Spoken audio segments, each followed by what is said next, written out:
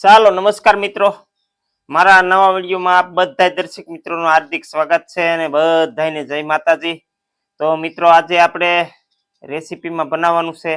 અત્યારે ગુંદાની સિઝન ચાલી છે અને ગુંદા એ આવી ગયા છે। તો મિત્રો આવી રીતે તો આપણે આજે ગુંદાનું શાક બનાવવાનું છે। જુઓ આ ગુંદા છે ને મિત્રો આપણા શરીર માટે ખૂબ જ ફાયદાકારક છે અને ખૂબ જ શક્તિશાળી શાક।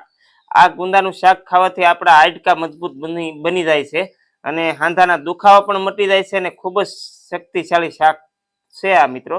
તો દર સિઝનમાં આપણે ગુંદાનું શાક બનાવીએ છીએ અને આ ગુંદાનું અથાણું પણ થાય છે અને ગુંદાના મોરની આપણે ભાજી પણ બનાવી છે થોડા દી પહેલા। તો આજે આપણે ગુંદાનું શાક બનાવીશું। તો ગુંદા શીકણા આવે છે અને આની અંદરથી આપણે પેલા ઠળિયો કાઢવો પડશે। તો આવી રીતે આમ ભાંગીને આ બધા ઠળિયા કાઢતા જવાના આમાં આ રાખની અંદર અને આવી રીતે બધા ગુંદા આપણે પેલા જુદા પાડી દઈશું અને પછી ભાંગીને એમાંથી ઠળિયા કાઢશું। આવી રીતે આમ આપણે ગામડામાં ઠળિયા કાઢી નાખવાના। આમ હાથ થોડાક ચીકણા થાય તો મિત્રો એ પછી મીઠું ઘસીને કાઢી નાખવાના।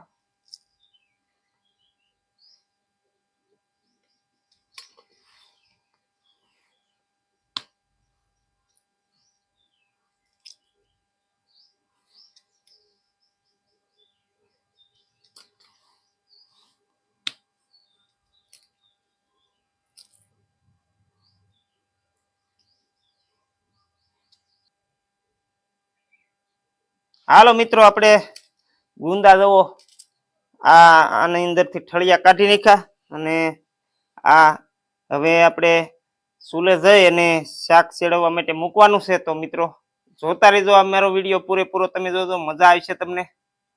ચાલો મિત્રો ચૂલે આવી ગયા, હવે ચૂલો પેટાવી દઈએ। હાલો તપેલી મૂકી દઉં। હાલો મિત્રો ગુંદા છીકણા હોય એટલે આપણે પેલા સાસમાં આને આંધણ મૂકવું પડશે અને આપણે તપેલીની અંદર સાસ નાખી દઈશું।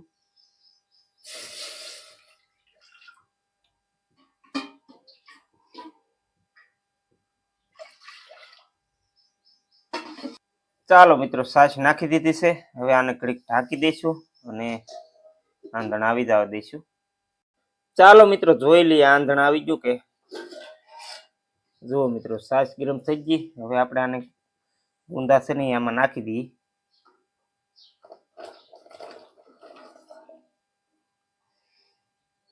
ચાલો મિત્રો ગુંદા બધા નાખી દીધા, આપણે થોડુંક મીઠું નાખીશું આમાં। હવે મિત્રો ધીમા તાપે સડવા દઈશું, ઢાંકી દઈશું।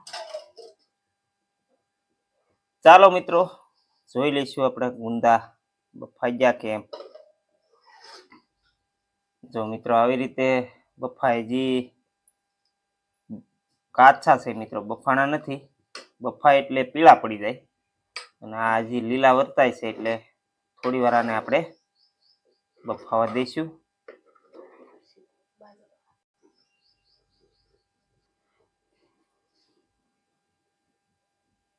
ચાલો મિત્રો ગુંદા સડે તો આપણે વઘાર તૈયાર કરી નાખીએ। તો મરચું નાખ્યું છે, ધાણા જીરું, હળદર, હિંગ અને હવે તેલ નાખવામાં આવશે। ચાલો મિત્રો તેલ નાખી દઈએ હવે આપણે।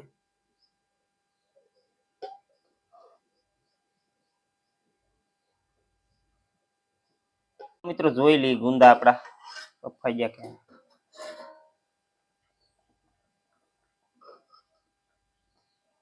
હાલો ગુંદા બફાઈ ગયા છે। જો મિત્રો આવી રીતે કલર એનો બદલી જાય, લીલામાંથી પીળાશ પડતો કલર થઈ જાય એટલે બફાઈ જાય। સંપૂર્ણ રીતે બફાઈ ગયા તો હવે આપણે આમાં વઘાર નાખવાનો હોય મિત્રો ઉપરથી।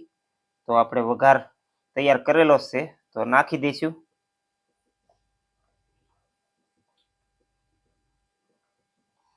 જો મિત્રો આપણે વઘાર નાખી દીધો।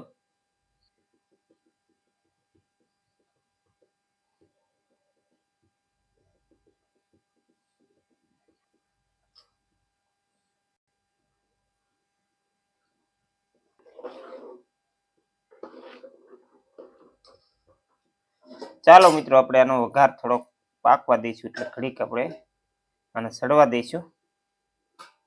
ચાલો મિત્રો જોઈ લઈએ ગુંદાનું શાક હવે સડી ગયું। જુઓ મિત્રો, આવી રીતે આ વઘાર પાકી ગયો છે ને હવે આપણે થોડી વારમાં નીચે ઉતારી લેશું. તો મસ્ત ગુંદાનું શાક સડી ગયું. હવે આપણે નીચે ઉતારી લઈએ. જુઓ મિત્રો, હવે આમાં આપણે થોડી કોથમરી નાખી દઈશું.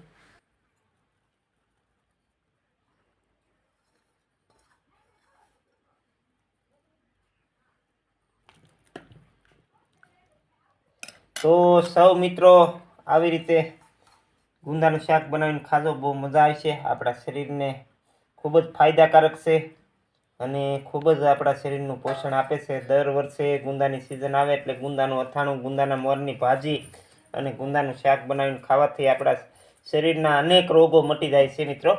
તો આજનો વિડીયો અહીંયા સુધી. હવે સૌને નમસ્કાર, સીતારામ, રામ રામ.